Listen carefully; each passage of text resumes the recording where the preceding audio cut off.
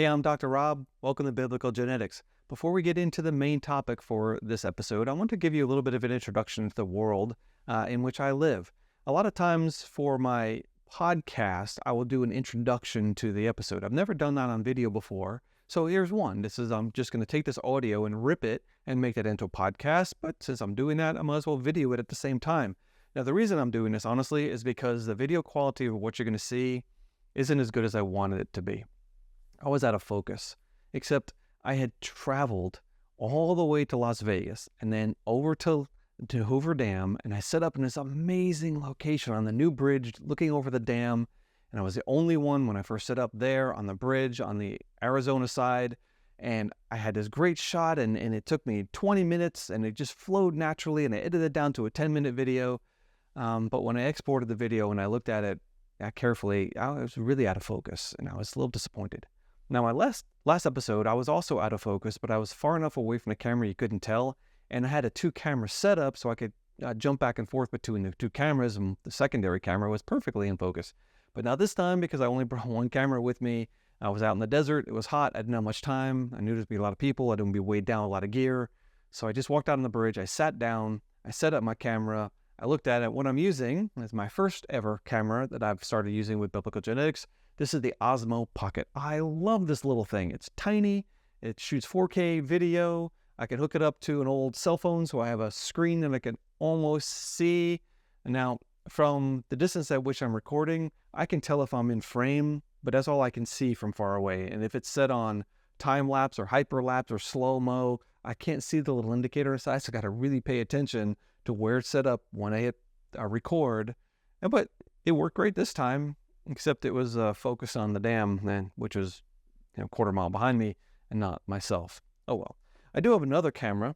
This was given to me by a good friend of mine.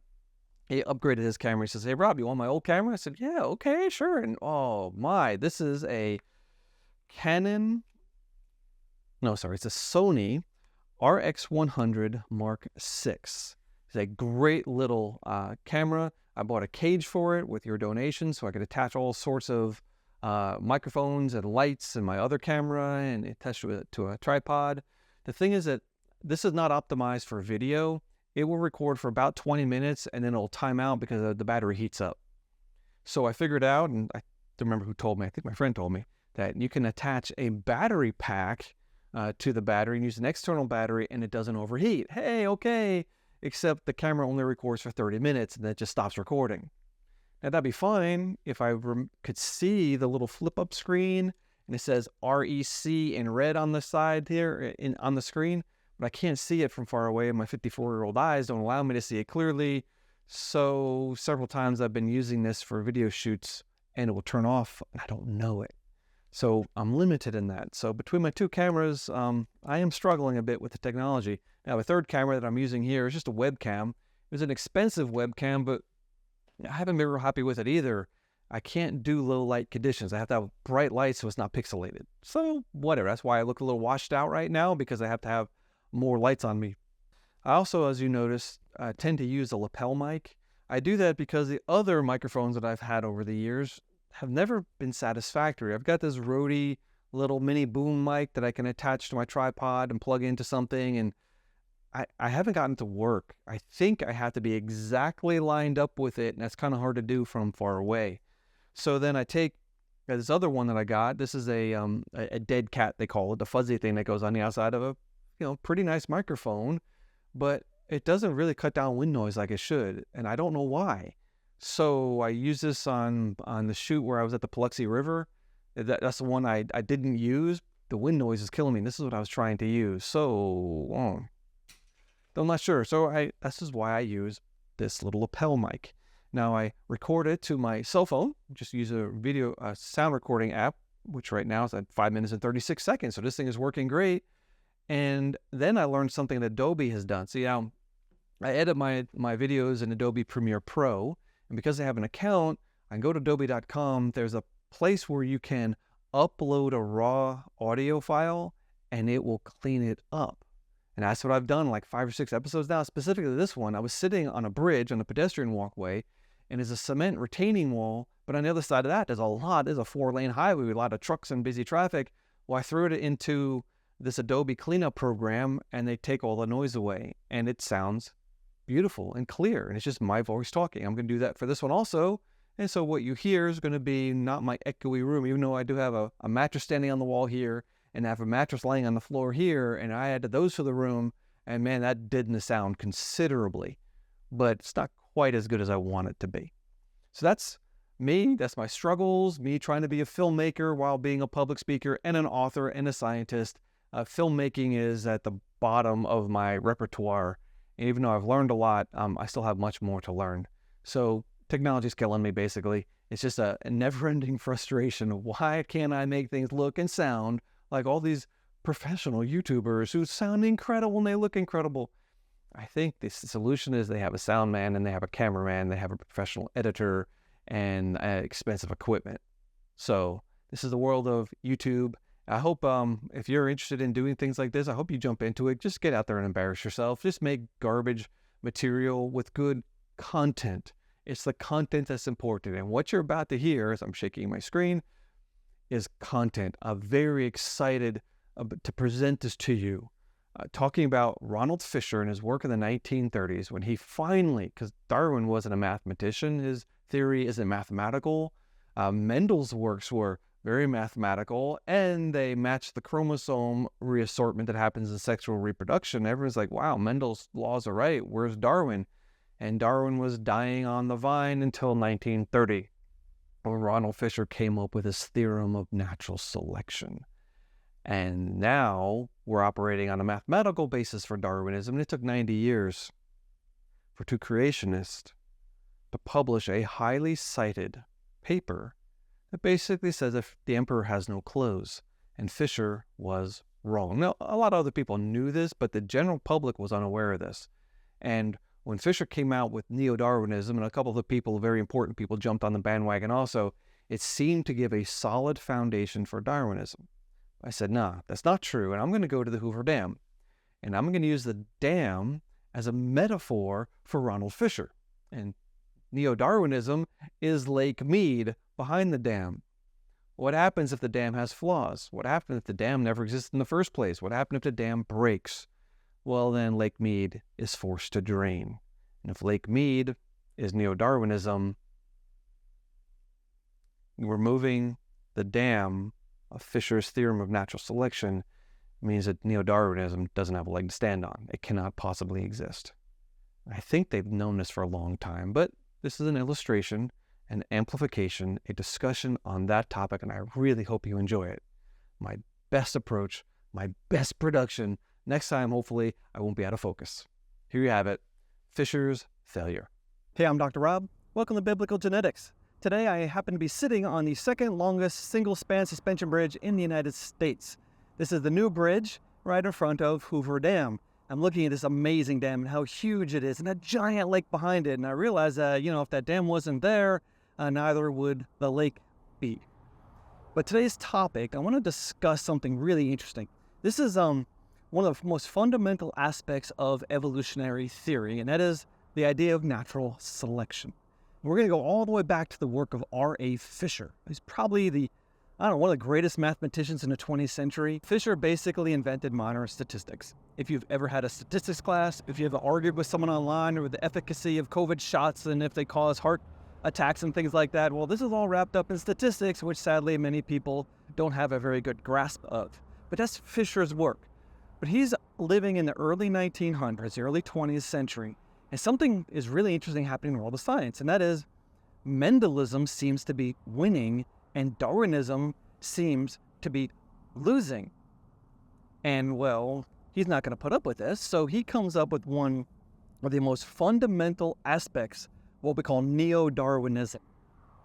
Not old Darwinism, but Neo-Darwinism. This is when they were able to take Mendel's work in genetics and bring it into Darwin's work, which is always vague and never computational, because Darwin wasn't an experimentist, and he never ran an experiment. In fact, he was a theoretical person, but more of a philosopher than anything. He really wasn't a scientist. So in the early 1900s, people were struggling. What do we do with Darwin? Everyone believed in Darwin, they said, but they didn't know how to make it scientific. So Fisher takes his acumen, he turns it onto this idea, and he writes something called the genetical theory of evolution. in 1930 is one of the most important works in all of evolutionary theory, the genetical theory of evolution.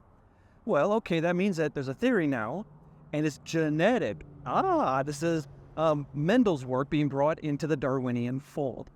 And he comes up with something he calls a fundamental theorem of natural selection. Now, theorem, you remember in math classes, and you learned about theorems and how to prove things and how to work all these if this, then that. And you remember having to struggle through all that in math?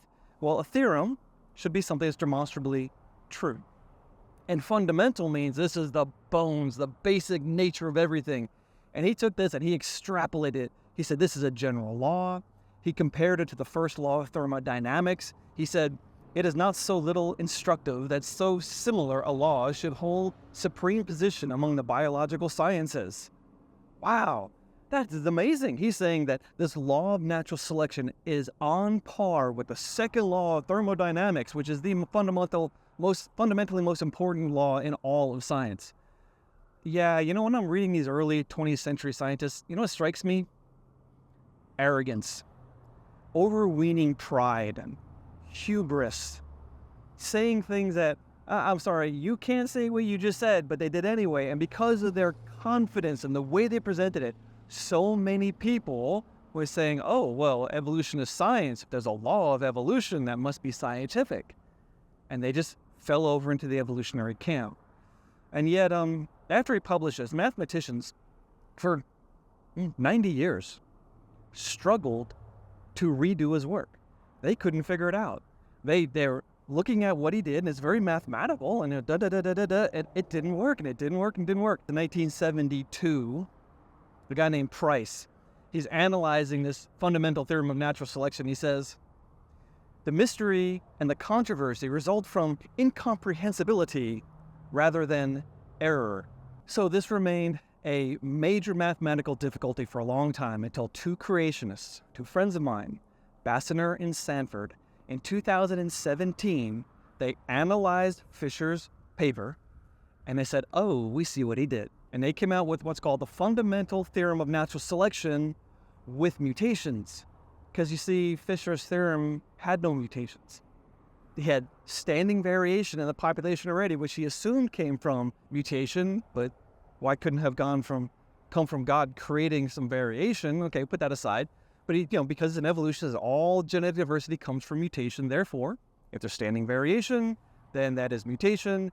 And now you can apply natural selection. And Bassiner and Sanford said, yeah, Fisher was correct.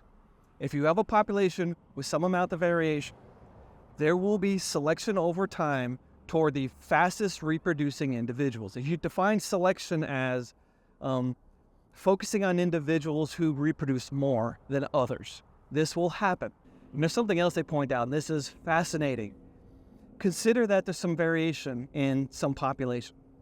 And over time, natural selection is winnowing this population, getting rid of some variants and amplifying others. Well, that means you're losing variation.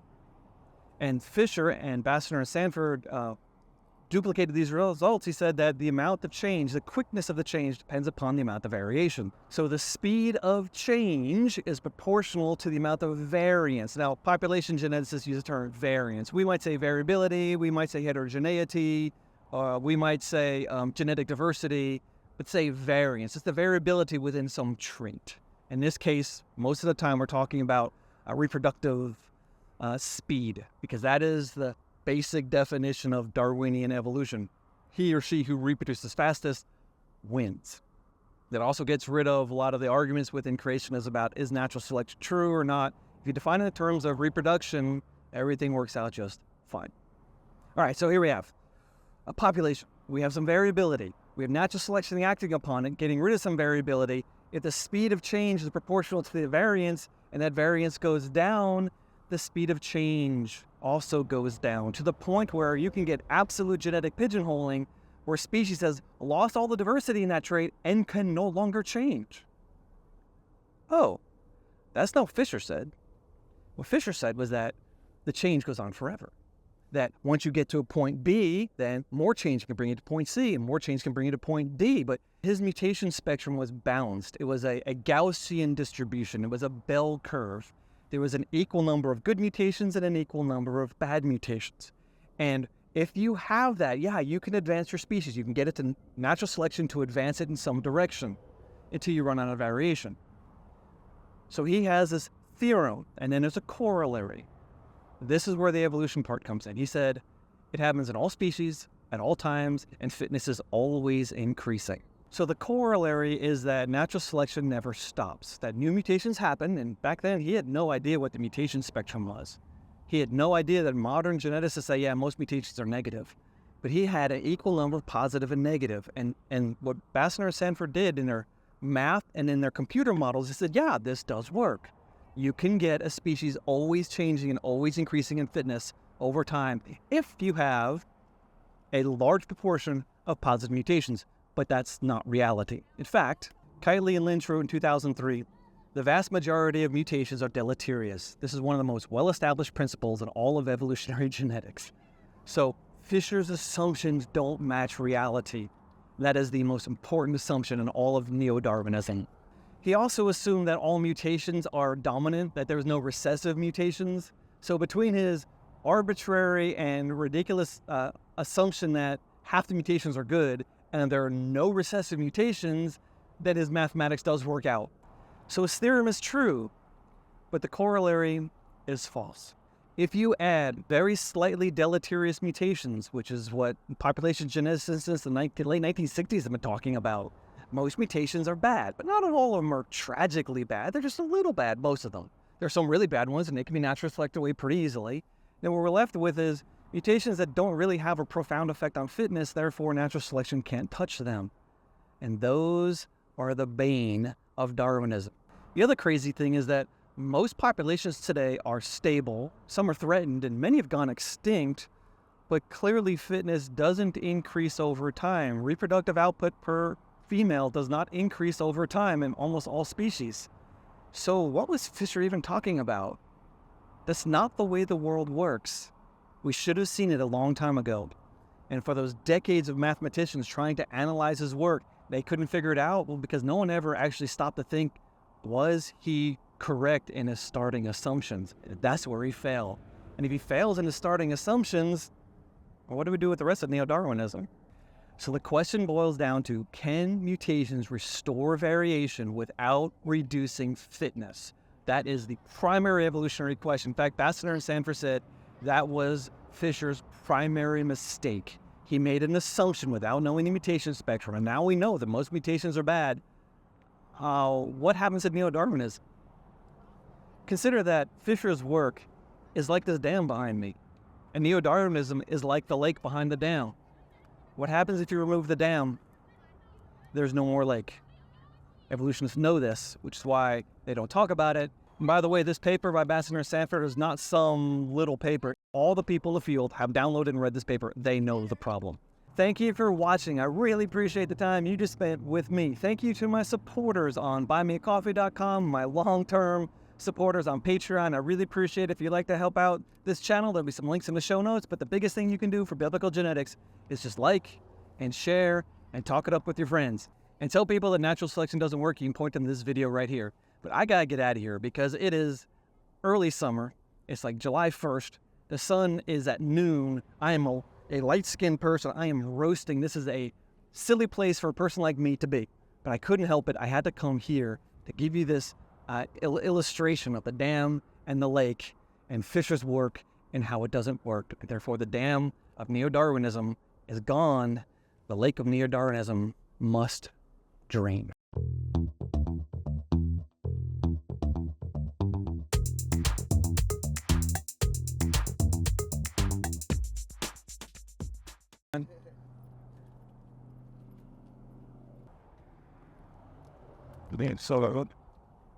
It's sorry.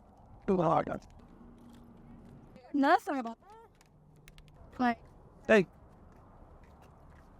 No, you're good. No, you're good. Go on. I'm blocking the path. There was no one here when I started, and people walked by.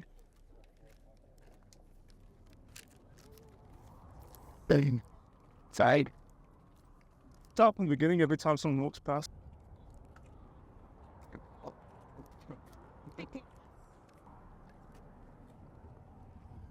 Okay. They're in pigeonhole stasis and unfit while adapting. I'm done. Oh, you're good. Doing a TikTok?